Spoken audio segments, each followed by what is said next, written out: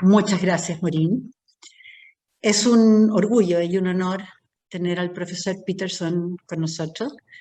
Creo que para todos quienes somos profesores y a quienes nos interesan las políticas públicas en educación, hemos leído todos y cada uno de sus artículos en EdNext y nos hemos hecho eco de sus preocupaciones durante mucho tiempo y especialmente durante el último periodo en el cual hemos buscado con verdadera ansiedad posibles respuestas en distintas partes del mundo a aquellas inquietudes eh, que nos llegaban por todos lados. En un país tan largo como el nuestro y con realidades tan distintas como las que vemos de norte a sur, con escuelas pequeñas, con escuelas rurales, con escuelas urbanas inmensas y con otras escuelas muy pobres, muy llenas de conflictos también. Era para nosotros un desafío enorme partir con la pandemia, con profesores que no siempre estaban preparados porque no estaba la tecnología para poder atender a todos sus alumnos. De un momento para otro, encontrarse que tenían que trasladar sus clases a plataformas, a niños que tenían que compartir eh, sin tener la tecnología para ello, a veces compartiendo un teléfono celular con sus padres y con sus hermanos para poder acceder a los recados o a los mensajes que llegaban del colegio. Esa fue nuestra realidad el año pasado.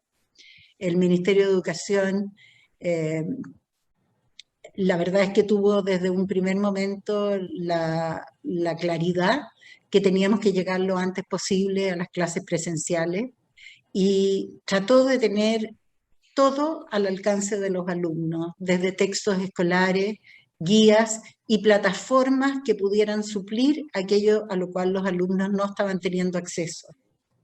Este año comenzamos con grandes ilusiones, con casi 3 semanas de clases regulares en la mayoría del país y ya estamos prácticamente cerrados en la mayoría del país. Pero, y nuevamente tenemos muchas inquietudes. ¿Estamos mejor preparados que el año pasado? Sí. Este año la gran mayoría de los niños sí tienen en sus manos los textos escolares y la gran mayoría de los profesores del país sí conocen mayores espacios de plataforma, mayores caminos para llegar a sus alumnos. Pero estamos conscientes de que el aprendizaje perdido tenemos que recuperarlo. Estamos conscientes de que el rechazo del lenguaje y del vocabulario, especialmente en los niños más chiquititos, es un lenguaje perdido y sabemos que tenemos que hacer algo al respecto. Estamos esperando acceder a toda la sabiduría que el profesor Peterson ha recuperado desde muchos artículos que ha escrito, desde mucha investigación y sin más, los dejo con él para poder compartirlo.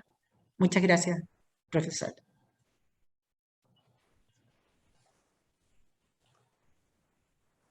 Good afternoon. Thank you all for this great honor to meet with you, at least virtually. Para estar con ustedes es un problema para mí que no pueda estar en Santiago para poder hablar directamente con ustedes, para tener esta conversación con ustedes, y me siento frustrado.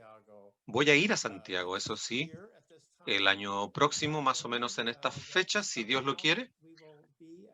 De alguna manera lo vamos a hacer y vamos a estar quizás al término de estos tiempos difíciles, y eso espero. Espero que así sea. Tener esa oportunidad y poder verlos a ustedes, conocer ese país hermoso que quiero conocer, con esas montañas infinitas. Espero poder lograrlo pronto. Esa es una de las cosas que yo tengo que hacer, conocer, después de pasar por este túnel del COVID. Y es un momento bastante difícil para la educación porque las lecciones que hemos aprendido de todo esto ha sido una pérdida de aprendizaje para nuestros estudiantes. Entonces, en esta presentación yo quiero cubrir estos 6 puntos, perdón. ¿Qué tanto aprendizaje hemos perdido como consecuencia? ¿Los estudiantes pueden aprender online? ¿Qué tipo de escuelas respondieron mejor a esta pandemia? Hablando directamente desde la perspectiva de mi país en los Estados Unidos, pero también quiero hablar más acerca de cuáles son las diferencias y similitudes que tenemos en los colegios en Estados Unidos y en Chile. Y hablando más específicamente, ¿qué es lo que necesitamos hacer para tener un buen sistema educacional, incluyendo algunos de los aspectos o de los problemas que vamos a enfrentar muy pronto? Y es la protección constitucional que necesitamos tener. Entonces, voy a cubrir una serie de temas esta tarde y espero que pueda revisarlos todos con el tiempo disponible que tenemos. Pero lo más importante es que tenemos una pérdida de aprendizaje que estamos enfrentando en estos momentos y quizás la pérdida que vamos a tener en esta generación va a ser casi de un 10%, perdón, que hemos perdido de clases. Esto es lo que nos han demostrado los expertos en el tema. Hay un estudio en los estudiantes de Austria durante la Segunda Guerra Mundial. Y Austria es un buen país para poder estudiar porque no fue afectado por la Segunda Guerra Mundial, debido a Alemania o en Francia o en los otros países que fueron invadidos. Fue algo remoto, estaban lejos del campo de batalla, pero aún así tuvieron efectos. Y más tarde, los estudiosos descubrieron que cuando estos niños fueron adultos, tuvieron un 10% de pérdida de educación, una pérdida de conocimiento. Pero no solamente por la guerra, sino por problemas de huelgas de los profesores en Argentina, por ejemplo, que demostró que los niños perdieron dinero en el futuro comparado con aquellos que fueron a la escuela y otros que perdieron clases debido a las huelgas, en donde se perdió mucho tiempo. Y fue un año después, o 2 o 3 meses después, en donde los estudiantes siguieron perdiendo un 3% de ganancias. Y esto fue rápido. Pérdida de educación que puede impactar en la vida de esta generación. O incluso en Chile, los estudiantes con las huelgas, lo que se sabe ahora es que el impacto que ocurrió en las matrículas, por ejemplo, ustedes saben mejor lo que sucedió y qué tanto duró, pero eso no fue bueno. No tuvieron la misma oportunidad de las personas que sí fueron y se educaron. Por lo tanto, esta disrupción en el sistema educativo es serio para los niños y para los estudiantes que fueron afectados. Ahora, en el 2018, por ejemplo, en los Estados Unidos, en North Carolina, se cerraron escuelas durante más de 5 días, casi en todas partes. Pero en aquellos lugares en donde sí se vieron afectados, sabemos que el puntaje de ese año para los estudiantes cayó pensando más o menos en una pérdida de un mes de aprendizaje. Eso es lo que sucedió. Entonces tenemos mucha información de distintos desastres. Todos estos son desastres. Algunos son naturales, algunos causados por el hombre, pero son desastres que dejan su marca en una generación de estudiantes. Ahora, podríamos decir, bueno, pero si tenemos aprendizaje en línea, online, los niños pueden aprender de forma digital. Yo he notado, y corríjanme si me equivoco, pero yo he notado de que en Chile ustedes tienen instrucción a través de la televisión. Y yo creo que eso es admirable, porque gran parte de la población tiene acceso a la televisión, solamente en algunos pequeños lugares, no. Pero nosotros no tenemos eso en los Estados Unidos. Y para poder aprender, tenemos que utilizar un computador como este, que podemos utilizarlo en vez de la televisión para aprender. Entonces, yo no sé si eso haría una diferencia, pero en los Estados Unidos hemos descubierto que cuando tratamos de aprender online, hay muchos estudiantes y escuelas subvencionadas o virtuales, en donde nosotros pensábamos que esto era una especie de educación revolucionaria, en donde habría personas afectadas. Si lo hacíamos online, a diferencia de en persona, entonces podemos tener al profesor con mujeres profesoras en donde le enseñan a los estudiantes y todos tendrían la posibilidad de tener este tipo de educación de forma individual. Pero toda la evidencia dice que durante esta pandemia y antes de la pandemia, ese aprendizaje online es menos efectivo. Las personas se distraen fácilmente, no prestan atención, no tienen una conexión personal con esta experiencia online. Yo estuve enseñando también online porque Harvard estuvo celado y todos teníamos optimismo en Harvard y lo tenemos hoy porque el presidente de la universidad dijo vamos a estar abiertos en otoño y en verano también estábamos optimistas, pero empezó la pandemia y yo no sé si fue el caso, pero durante el verano y ahora, en este momento, vamos a ser capaces de regresar en otoño a clases presenciales, pero hemos seguido, mientras tanto, con estos cursos online. Pero los estudiantes me dijeron que no les gustaron los cursos. Pero sí, el año pasado sí les habían gustado.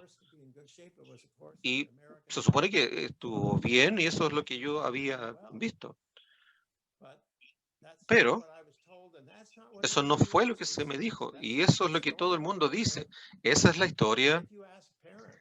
Y si le preguntamos a los padres, ellos te van a decir, el aprendizaje digital tiene un efecto adverso, no solo en las habilidades académicas de los niños, sino que también en sus emociones. Hay las relaciones sociales con los niños, con sus compañeros, se sienten molestos ahora. Entonces, en los colegios, en los liceos, tenemos ausentismo. Y no solamente en Boston, sino que estadísticamente, aquellos que están en los últimos 2 años de liceo, tenemos un absentismo del 40%. Las personas se cansan de estar sentados viendo la pantalla y no ir a la escuela. Y la tasa de deserción es alta. Entonces, es un problema serio, especialmente para nuestros estudiantes que tienen problemas ya de antemano. Ahora, algunas escuelas se lo están haciendo mejor que otras. Tenemos escuelas subvencionadas, que son como las subvencionadas que ustedes tienen, y también escuelas privadas, que son casi lo mismo. Solo el 6% de nuestros estudiantes van a las escuelas subvencionadas y hay 50% que asisten a escuelas subvencionadas y se están adaptando mejor. a esta pandemia de aquellas escuelas del gobierno. Y hay otras escuelas privadas que también lo están haciendo incluso mejor.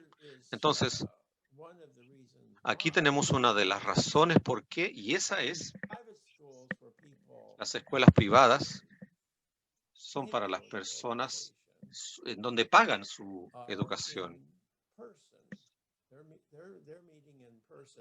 en donde se hacen clases personales. Aquí, por ejemplo, la barra verde es el porcentaje de estudiantes que están asistiendo clases físicas, yendo a la escuela.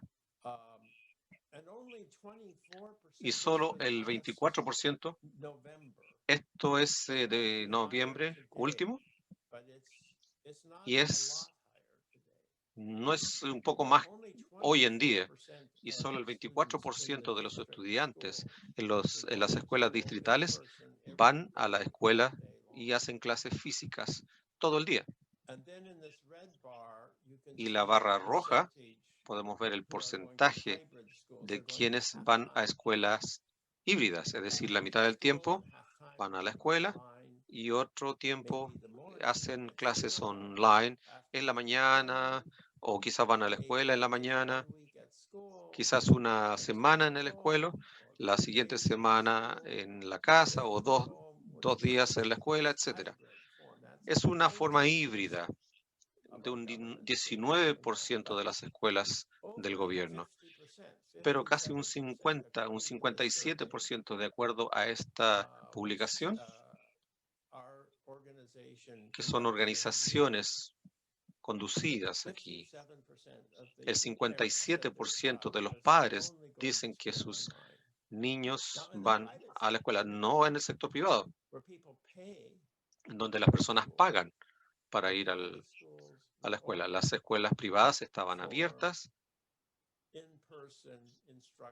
para clases físicas el 60% del tiempo. Y yo puedo ver que aquí, en Boston, las escuelas privadas están prácticamente abiertas todo el tiempo. El gobierno, las escuelas del gobierno están casi todas cerradas o son híbridas en su educación. Ahora, las escuelas subvencionadas y las escuelas privadas son similares a las escuelas distritales. Esa es la barra amarilla que podemos ver, que son con educación remota.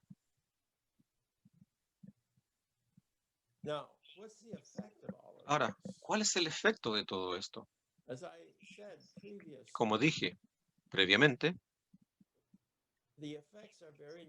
los efectos son bastante negativos para las familias en todas partes. Este es el efecto negativo del COVID para todos los estudiantes, pero especialmente para aquellos que van a las escuelas distritales, que son generalmente clases remotas. Entonces, mientras más larga sea la barra, es peor la situación. Y podemos ver que respecto a la parte efectiva, veamos la parte roja. Es aquí donde las personas dicen, esto tiene un efecto negativo en mis hijos. Y vemos esta barra para las escuelas del distrito, en donde esto afecta la capacidad física, la salud física de los estudiantes. Un 10% es más alto en cuanto a problemas adversos en su salud física. Y podemos ver que en general las barras son más altas en el área de las clases de distritos y menos en el sector privado. Y en el sector subvencionado está marcado también. Entonces, no es un buen panorama en ninguna parte, pero especialmente no es bueno si no podemos ir a la escuela. Y uno de los problemas que estamos enfrentando en los Estados Unidos, y eso yo creo que también sucede en Chile, es que los sindicatos de los profesores no quieren abrir las escuelas y se han opuesto en muchos lugares del país, en Chicago, por ejemplo, en donde los padres no van a las protestas, pero los apoyan.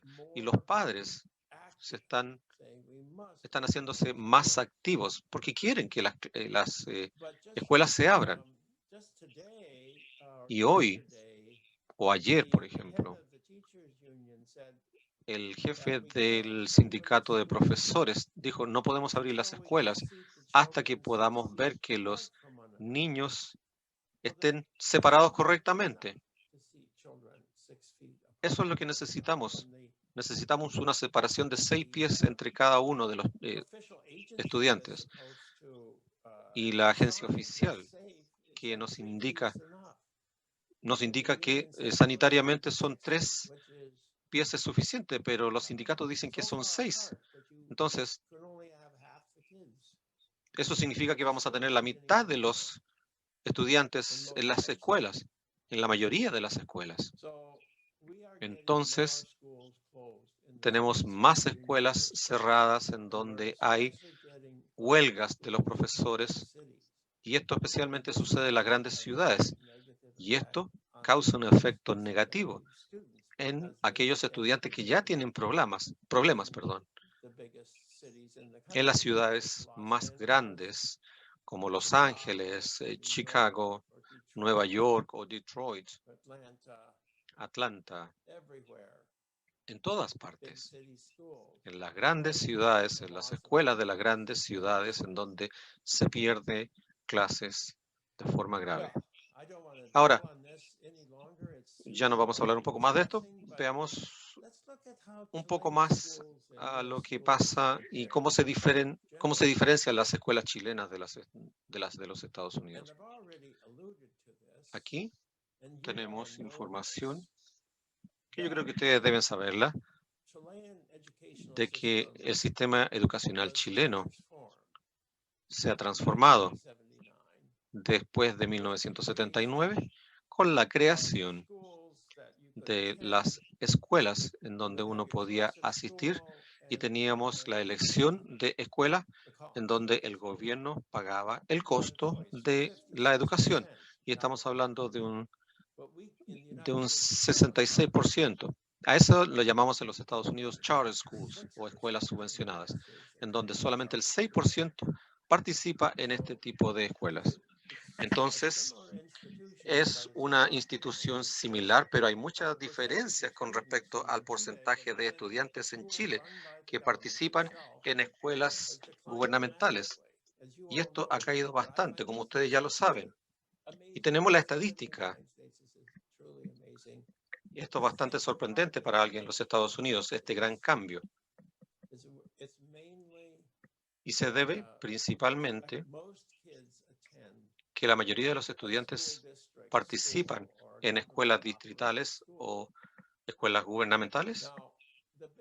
Ahora, lo que está sucediendo en los Estados Unidos es que hay una declinación en el sector privado, en el sector no subsidiado, en donde las personas tienen que pagar matrículas, aranceles. Yo veo que en Chile ha pasado algo, pero es más o menos lo mismo.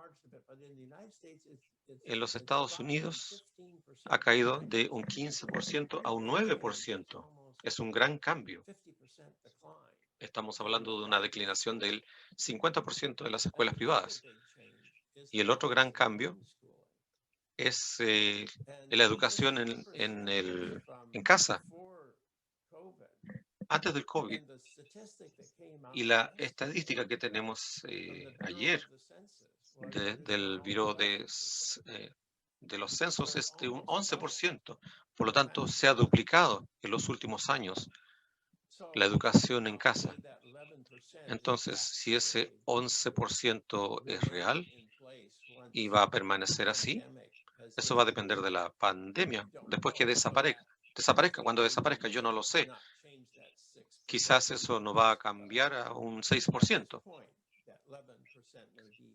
Y el 11% quizás va a ser lineal. Pero ciertamente tenemos que pensar más en este tipo de... O sea, esto va a ocurrir más en los Estados Unidos de lo que había ocurrido en el pasado. Ahora, ¿y por qué tenemos esta declinación en las escuelas privadas en los Estados Unidos? Es que el costo de la educación ha aumentado enormemente si vamos a pagarlo nosotros mismos. Pero es verdad, quien pague ahora va a tener que pagar mucho más por la educación de lo que hacíamos, de lo que pagábamos hace 4 años. Si vemos el aumento del 79% en el 2021 en las escuelas públicas básicas, en donde no hay servicios especiales a diferencia de los liceos, pero estamos hablando de $10,000 ahora. Estamos hablando de un aumento de 400% y de lo que había ocurrido hace 40 años. Y estamos hablando de los liceos que llegaron a 15,000 con un 330%. Y el gobierno, las escuelas y las escuelas privadas han duplicado. Pero el impacto en las escuelas privadas es principal porque estas escuelas son escuelas católicas que solían tener profesores, monjas o padres, y quizás ustedes saben, ellos entregaban estos servicios a los estudiantes a un costo bastante bajo, y eso está desapareciendo ahora. Estas escuelas católicas, ahora tenemos profesores con distintos tipos de educación, porque las escuelas católicas tienen una presión financiera grande. Y este es un gran cambio en nuestro sistema educacional. Ahora, ¿qué pasa con el plan voucher de subsidios a las escuelas subsidiadas o subvencionadas? Los estudios que se han realizado con respecto a esto dicen cosas distintas. Podemos encontrar estudios que dicen que no hay beneficios para nadie como promedio, y se ha producido segregación, y hay mucha crítica en esa transformación del sistema educacional chileno. Y hay otros estudios que dicen que se está haciendo bastante bien. Y yo no tengo una información clara o la posibilidad de decidir cuáles de estos estudios son los correctos. Yo solo encuentro fascinante de que hay tanto desacuerdo con respecto a esto. Pero si miramos a cómo está la educación en Chile comparada con otros países en el mundo, veamos otros países en el mundo primero. Este es con la prueba PISA. Es una prueba que se le hace a los estudiantes a los 15 años, cuando están terminando casi el liceo. Y estas se les da a 67 países en todo el mundo y se administra por la OCDE, que es la Organización de Desarrollo Económico, y ustedes tienen un estudio fantástico que se hace cada 3 años para poder revisar exactamente qué es lo que está sucediendo. Y podemos ver que en realidad el estudio muestra que no ha habido mucho cambio, ya sea en los Estados Unidos o como promedio en los 37 países que pertenecen a la OCDE. Estos 37 países tienen un promedio que parece que no está empeorando, en matemáticas, un poco mejor en ciencias y no hay gran cambio en lectura. Y si revisamos en los Estados Unidos, esto es lo que tenemos también. De hecho, en ciencias, el promedio ha bajado en los Estados Unidos. Pero ahora estamos un poco mejor. Pero principalmente todas estas líneas están básicamente planas. No ha habido un gran cambio significativo. Y esta es la historia general de lo que está sucediendo en el mundo. Entonces, ¿qué está pasando en Chile? Bueno, aquí tenemos la línea azul, que es el promedio de la OCDE, y la línea negra con los puntos rojos es lo que está sucediendo en Chile. Y podemos ver aquí en lectura que ha habido mejoras, especialmente hasta el 2012, pero incluso hasta el 2015 hubo una baja, pero subió. Entonces, lectura se ve bastante bien. Matemáticas. Aquí podemos ver parte de mejoras recientes. Y en ciencia podemos ver un poco no distinto. Entonces, yo diría que en Chile estamos muy similares al resto del mundo, salvo en lectura. Pero la información es que vamos mejorando, mientras que en otros países van bajando.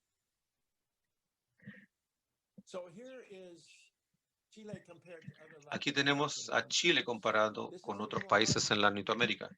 Aquí es un tanto difícil de leer con este gráfico, pero déjenme preguntarles, que es para que se concentren en el lado izquierdo superior,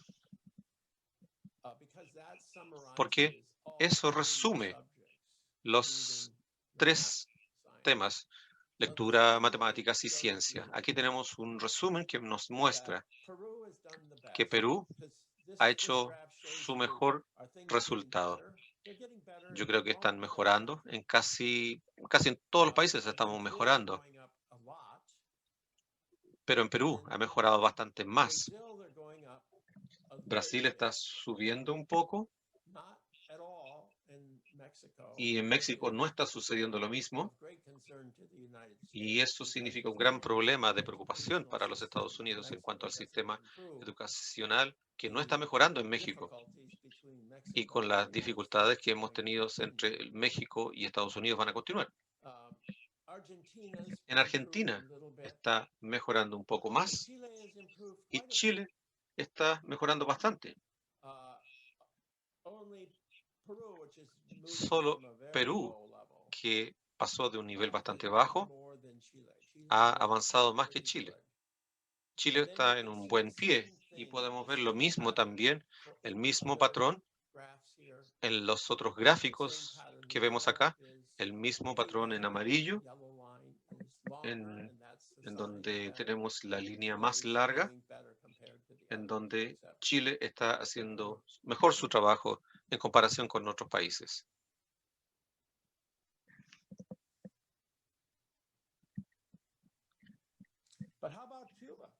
Pero, ¿qué pasa con Cuba? Bernie Sanders dijo que Castro estaba haciendo un buen trabajo en Cuba, probando que la educación socialista funciona. Pero es interesante esto. Así que yo empecé a revisar cuáles son los resultados de educación que tenían en Cuba. Y desafortunadamente, Cuba no participa en PISA. Por lo tanto, no tenemos información respecto a eso. Pero sí participó Cuba en el 2006 en una prueba internacional que era administrada para los estudiantes en toda Latinoamérica. Y Cuba lo hizo mejor que cualquier otro país, mejor que Chile, mejor que cualquier otro. Pero lo importante aquí y que tenemos que tener en cuenta es que el laboratorio, esta prueba,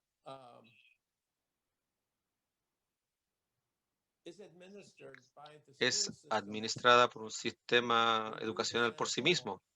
Se hicieron muestras por los profesores y sin mayor supervisión. Entonces hay que tener cuidado para asegurarse de que estas pruebas sean exactas. Entonces, los resultados de Cuba son bastante sorprendentes. No había diferencia en los estudiantes de los estudiantes con mayor ingreso o menor ingreso. No había diferencias. Esta es igualdad en Cuba. Y no solamente eso, sino que el niño típico en Cuba estaba aprendiendo en tercer grado algo que los estudiantes estaban aprendiendo en otros países en sexto grado. ¡Wow! Estamos hablando de 3 años de ventaja. Pero lo importante de todo esto es que los estudiantes en cuarto no sabían más que los estudiantes de tercero. Quizás un poco, pero no más. Apenas. Mientras que en Chile y en Brasil, en Argentina y en México,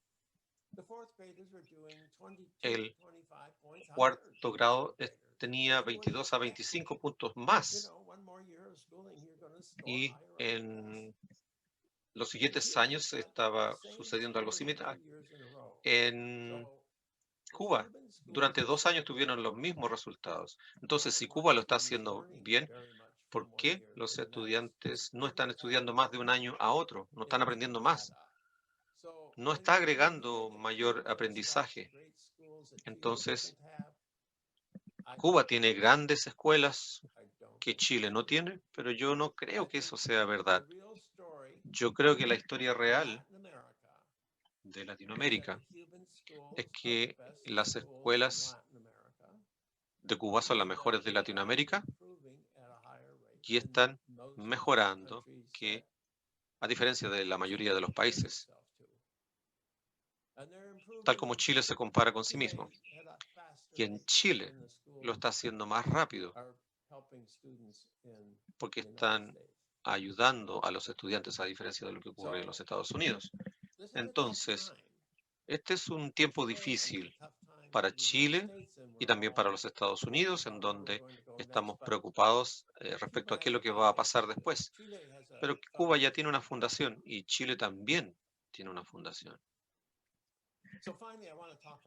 Entonces, ahora quiero hablar de la protección constitucional. Ustedes están enfrentando graves problemas y eso va a pasar durante los próximos meses. Yo no les puedo decir lo que va a suceder. Ustedes van a escribir su propia constitución nueva, pero lo que les puedo decir respecto a la Constitución de los Estados Unidos y cómo se ha interpretado por parte de la Corte Suprema de los Estados Unidos. Porque esto sucedió en los Estados Unidos con respecto a si debíamos o no tener escuelas privadas. Había una escuela en el estado de Oregon, estamos hablando de 1920 por ahí, que se llamaba la Sociedad de Hermanas del Sagrado Nombre de Jesús y María. Ese era el nombre de la escuela. Y estas son las personas, las monjas que enseñaban en esa escuela. Y se creó una ley con el apoyo del Ku Klux Klan. Las personas no lo sabían. Y la mayoría de las personas no tenían idea de que Oregon tenía el capítulo más grande del Ku Klux Klan. No estaba en el sur o en Alabama, estaba en Oregón, que era tan poderoso que en conjunto con sus aliados pudieron pasar una ley en un referéndum, en donde las personas votaron de que debía existir educación en una escuela gubernamental y que no debía haber escuela privada. No podían participar en estas sociedades, en estas escuelas católicas. Entonces el caso llegó a la Corte Suprema. Y esto es lo que dijo la Corte Suprema. Yo creo que esto es una de las decisiones más importantes que se ha hecho en los Estados Unidos. Y aún continúa en la ley de hoy. Y la teoría fundamental de la libertad respecto a lo cual los gobiernos en esta unión en los Estados Unidos, esta teoría fundamental excluye cualquier poder general del Estado para estandarizar a sus niños al forzarlos a aceptar una instrucción solo de profesores públicos. El niño no es una simple criatura del Estado. Aquellos que lo nutren, es decir, sus padres, vamos a decir que él o ella, pero eso es obviamente en ese tiempo, aquellos que lo nutren y que dirigen sus destinos, tienen el derecho, en conjunto con el deber, de reconocer y de prepararlos para mayores obligaciones, es decir, prepararlos para la vida. Por lo tanto, son los padres que tienen la autoridad de decidir la educación de sus hijos. Y ese es un problema que está ocurriendo hoy, porque tenemos aprendizaje en casa y la pregunta dice, ¿cómo podemos regular esto? Y en algunos estados ha sido una amenaza en donde se han impuesto regulaciones y en algunos lugares se han eliminado esto, pero está haciéndose algo más importante cada día. Hemos sabido esta semana que el porcentaje de niños que están aprendiendo en casa se ha duplicado en el 2020 y 2021. Por lo tanto, yo no creo que esto va a desaparecer. Esto va a ser parte de nuestro sistema educacional en el futuro. Pero aún es algo controversial y es una buena idea que permanece sin decidirse. Pero lo que hay que hacer, lo correcto en cuanto a educación en casa, enviar a sus hijos a escuelas privadas,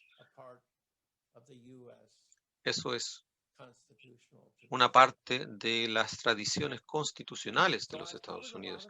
Entonces, he cubierto muchos temas. Ahora, ¿qué nos llevamos de acá? Yo creo que eso está claro. Tenemos que abrir las escuelas. Tenemos que abrirlas. El COVID no necesariamente ocurre en las escuelas. Y mantener las escuelas cerradas no va a evitar la diseminación de esta pandemia, pero sí va a dañar a una generación de estudiantes. Mientras más estén cerradas, más problemas tendremos. Y el efecto negativo son especialmente para los niños que tienen ya problemas. Y vamos a tener que hacer un esfuerzo para abrir las escuelas públicas, porque las privadas ya se están reabriendo. Y el gobierno tiene que saber y no permitir que los profesores controlen lo que pasa con las escuelas. Y también otra cosa que yo creo que Chile debería estar orgullosa de su educación, porque tiene mucho que ofrecer y está protegiendo el sistema, más aún con la nueva Constitución. Entonces, con esto podemos responder todas las preguntas que ustedes quieran. Muchas gracias.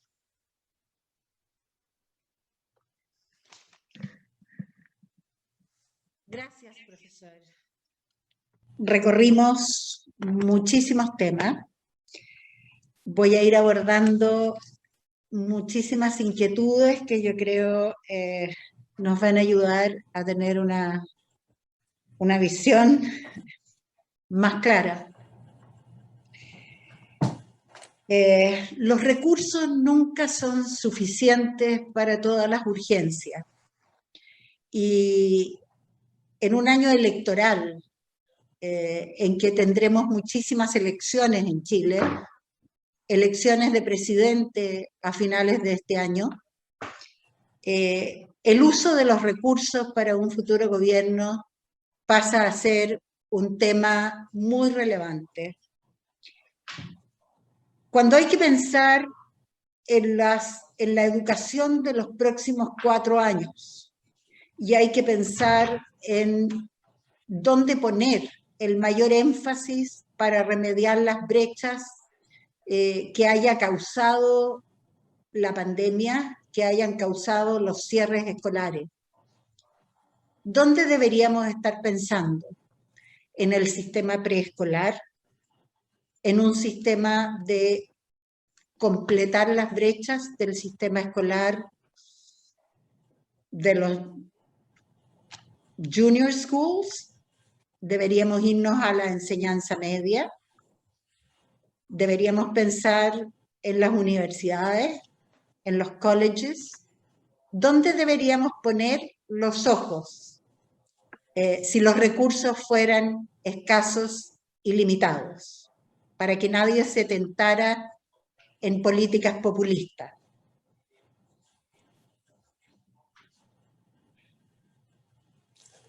Well, thank you. That's a very Gracias. Esa es una pregunta muy importante. Y es tentador decir que concentremos los esfuerzos en los niños más pequeños, porque son tan vulnerables. Y ahora, una intervención ahora puede entregarles beneficios a ellos.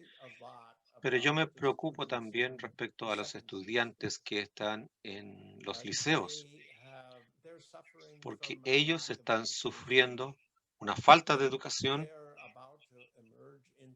y están por aparecer en el mundo laboral, en la educación superior. Y yo creo que no tenemos que olvidarnos, no tenemos mucho tiempo.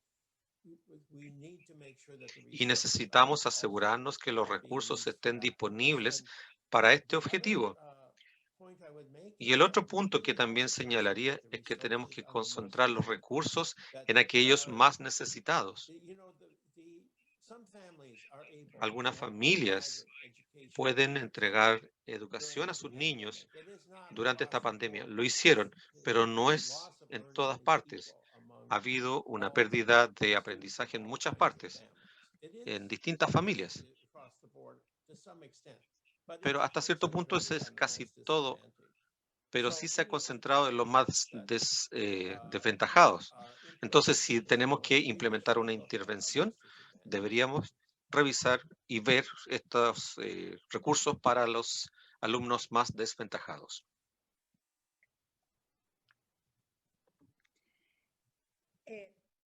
Hay otra inquietud que surge de este proceso en Chile principalmente, y es cómo se proyecta la gestión en circunstancias de que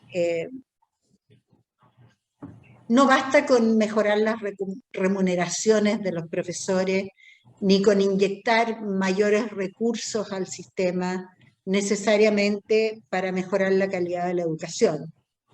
Los recursos son limitados y claramente una forma de alcanzar una mejor equidad es entregar un mayor foco de los recursos a aquellos colegios que más lo necesitan. Pero para eso hay que identificarlos. Una de las medidas que en Chile teníamos era medir con distintos mecanismos a aquellos colegios que estaban en mayores necesidades, ya fuera porque tenían un peor desempeño académico o porque atendían a niños con mayores dificultades o con mayores necesidades socioeconómicas. Durante el último periodo no se ha podido medir. Por lo tanto, estamos más a ciegas de las necesidades de los sistemas.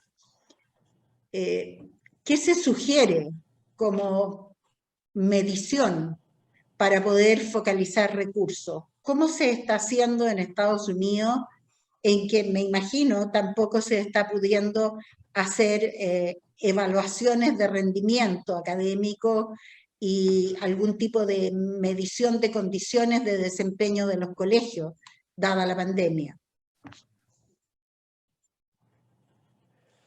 Well, the president of the Bueno, United States el presidente de los Estados Unidos ha anunciado que él que quiere probar en las escuelas esta primavera, y él dice que debemos saber cómo están haciéndolo los estudiantes ahora, en este momento.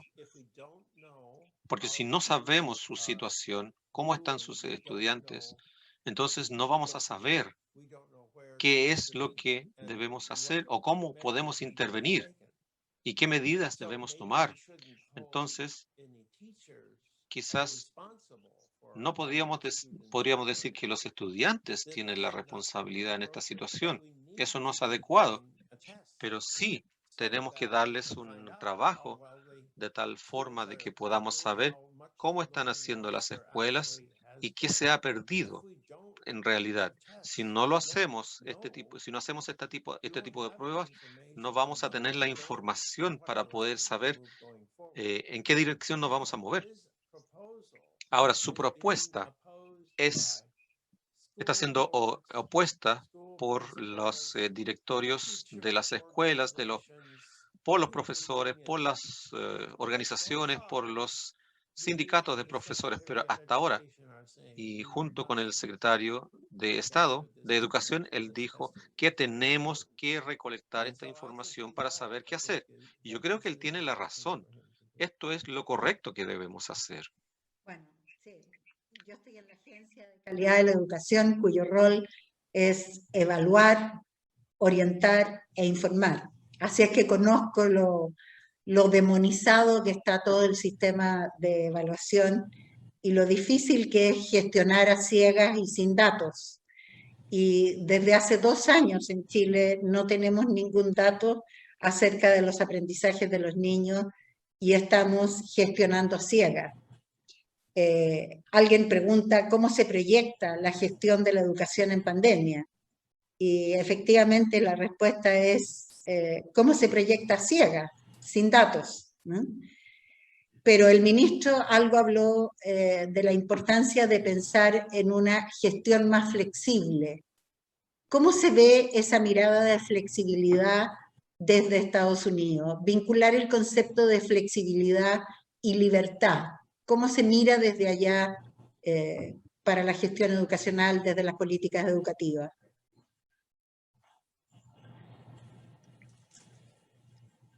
Well, you have one big Bueno, advantage in ustedes tienen una gran ventaja en Chile, y es que los padres pueden escoger las escuelas. Por lo tanto, ustedes van a poder descubrir qué es lo que piensan los padres respecto a qué escuelas están haciendo un buen trabajo durante la pandemia, al ver las decisiones que los padres están tomando respecto a cambiar a sus hijos de una escuela a otra.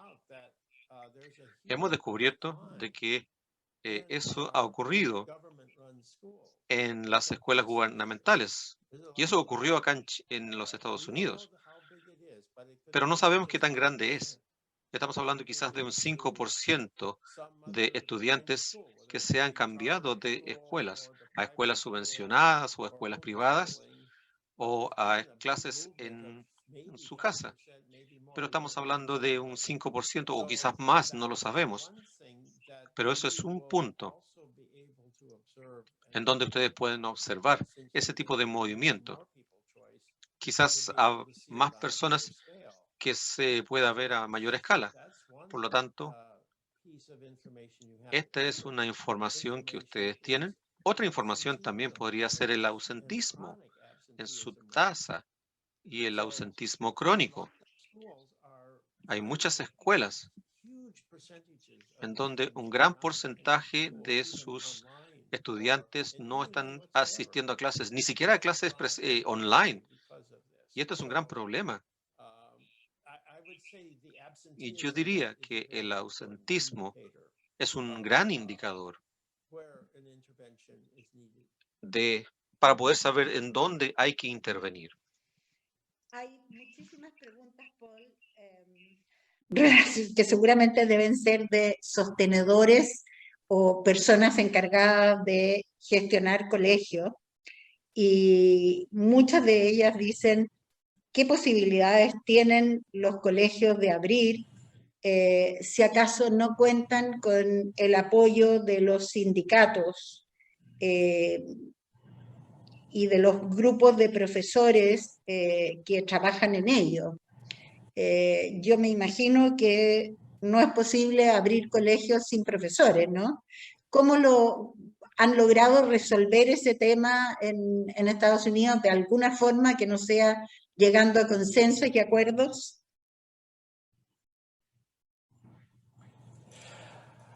We actually have a lot of information on Tuvimos this. mucha información respecto a esto porque muchos estados ahora están abriendo sus escuelas y le piden a sus profesores que enseñen en la sala de clases. Y eso es lo que se está insistiendo el gobierno. Los profesores están yendo a las escuelas a enseñar. La mitad de los estados están haciendo eso. La mitad de los estados han abierto las escuelas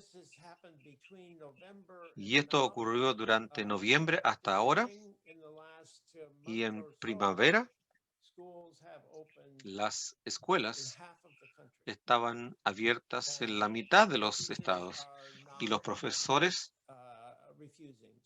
no rechazaron volver a clases. Por lo tanto, yo no creo que sea algo en donde el profesor sabe que si la escuela está abierta y esperan entrar a clases, ellos son responsables y van a ir y van a hacer su trabajo y van a decir, no van a rechazar participar, quizás algunos, pero yo creo que los profesores sí van a participar en clases presenciales cuando las escuelas estén abiertas. Hay alguna pregunta también que me parece que tal vez en la cantidad de estudios que usted ha hecho al respecto puede tener alguna luz.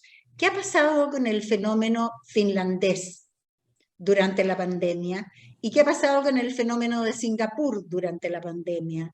¿Qué manera han tenido ellos de reaccionar a los efectos de lockdown, de cierre y de posterior vuelta? ¿Y de qué manera uno u otro han reaccionado frente a la pérdida de aprendizajes? ¿Han vuelto como si nada hubiera pasado o han vuelto con una postura de recuperación de los aprendizajes, dándose tiempo para esa recuperación de los aprendizajes antes de empezar de nuevo?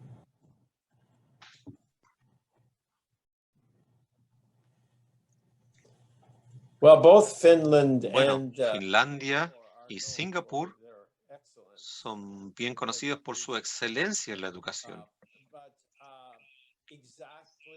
Pero exactamente qué sucedió durante la pandemia y cómo ellos reabrieron sus escuelas no es un tema en la cual yo he investigado. Por lo tanto, yo no podría entregar una conclusión respecto a lo que se ha dicho, pero en ambos países se confía mucho en los profesores.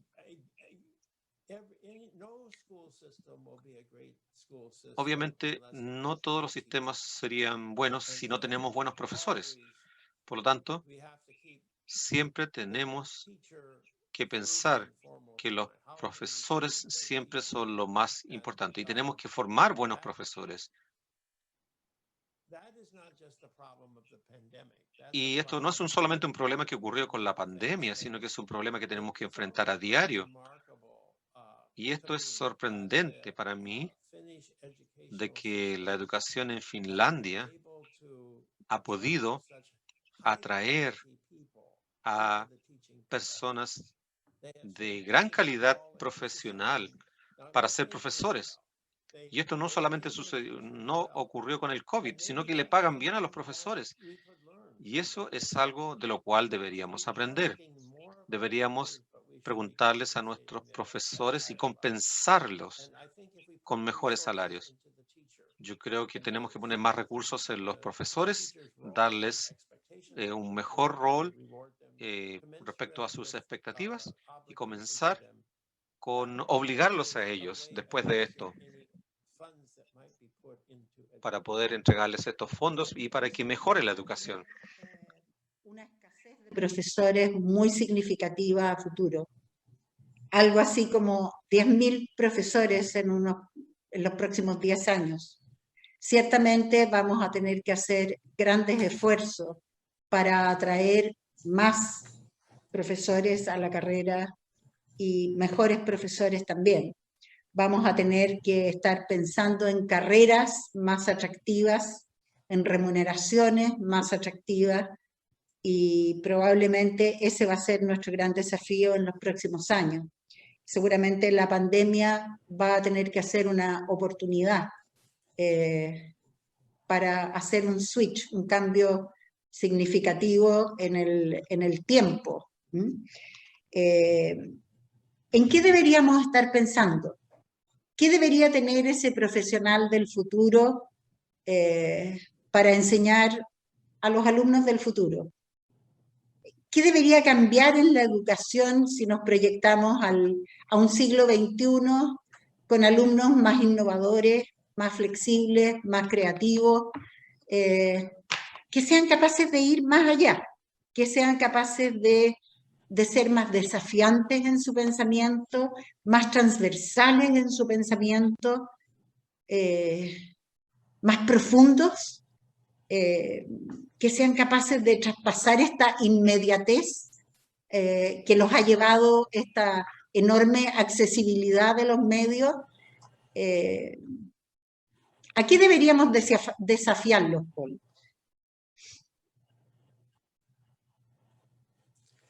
Well, in the United States, En los Estados Unidos, y yo sé más de los Estados Unidos que de Chile, y acá, yo creo que tenemos que darle más a los estudiantes de los liceos, en los liceos, y darles un sentimiento de que ellos pueden controlar su propia educación, que pueden escoger los estudios que realmente quieren estudiar. Necesitamos más variedad.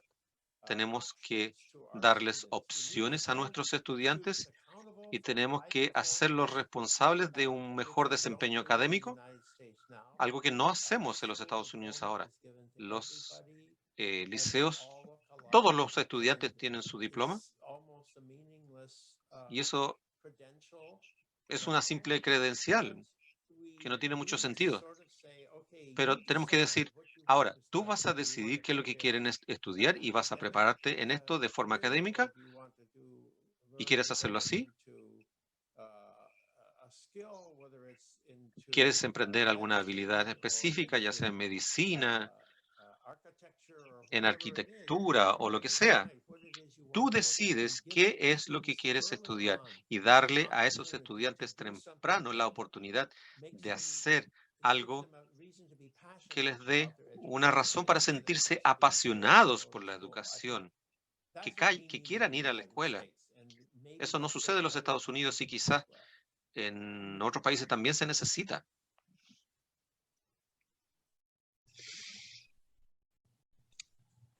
Bueno, yo creo que hemos recorrido muchísimos temas. Creo haber cubierto la gran mayoría de las inquietudes.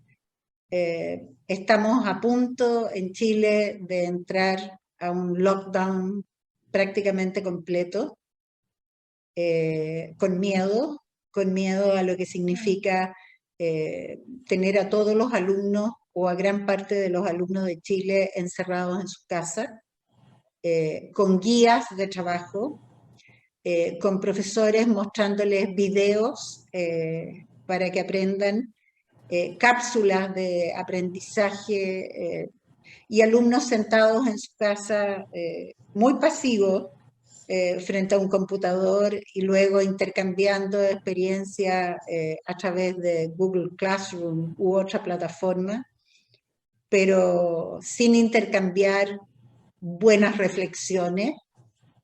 Sabemos que van a depender de la calidad de las preguntas que sus profesores les hagan para que sean capaces de pensar con mayor profundidad.